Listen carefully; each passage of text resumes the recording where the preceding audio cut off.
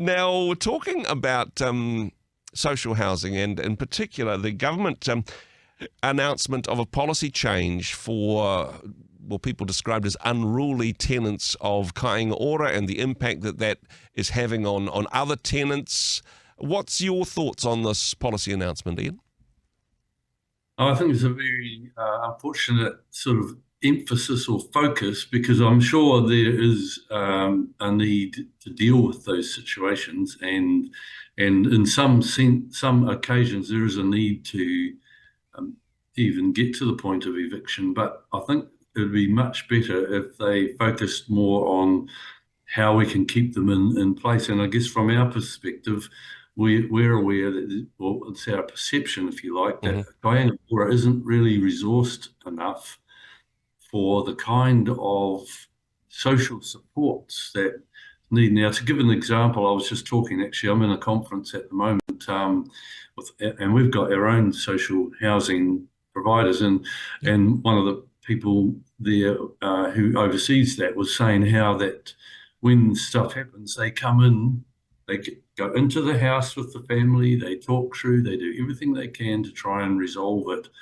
And they have very few evictions because often what you've got at the moment is just a sign of the actual crisis in housing, is that only the very highest needs people are being referred to Kāinga Ora or indeed to our services. So these are the people with the most high complex needs, probably often got addiction or mental health and other related kind of difficulties, which means sometimes they're not able to handle situations they come across, and can react, rather in all sorts of inappropriate ways. So it really does require. It's almost like a social service. It's not just a house. There's more support needed than just the house for a lot of the people there. So just saying you're going to evict them, then they're out on the street, and then many of them, as we understand it, are actually families with children. Yes. And it's not. I guess the emphasis is in unfortunate.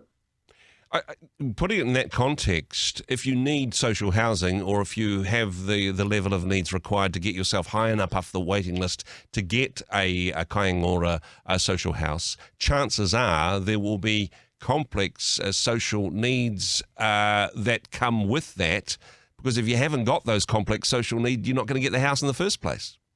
Well, that's exactly what we're sort of leading to. And I mean, that's why we've tried to create within our social housing sort of a community, so that it's a collective, but there's people there, pastoral support, and often the idea is to get in before it gets to that level. And this, to be fair to Kāinga Ora as well, has not been, I don't think, resourced often enough to the level they need to be. They also don't have the option of turning down some clients now. We try to balance out who we do take the high end, but we try to balance out our whole community so we don't have too many of that nature, because that would be hard to keep that community functioning. And whereas Kāinga Ora doesn't get the option to say no. And so it's, I think, really important that they focus on trying to make it work for these people and not just take the easy option of kicking people out. I mean, this is, some people would say this is part of the problem. Kāinga Ora doesn't have the option to not accept these people, but also, certainly under previous policy, Kāinga Ora didn't seem to have the option to evict people regardless of what their behaviour was, and this seems to be the point that the current minister is making.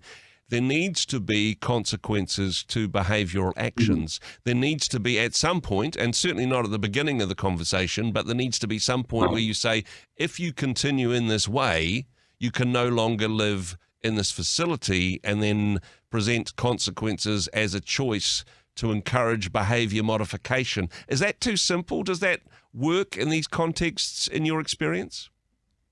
Well, I do think that people knowing that they do have to reach a certain level. I mean, I was just talking with one of our workers who is at the conference that I'm at today, and she says when they have these situations, they come in and they say, look, we know you've got these issues. This is what we can do. We're going to provide you with all the support. But we can lead a horse to water, Yep. make it drink. And in the end, if you can't, well, there is, but I guess the emphasis we would like to see is all of that front end stuff.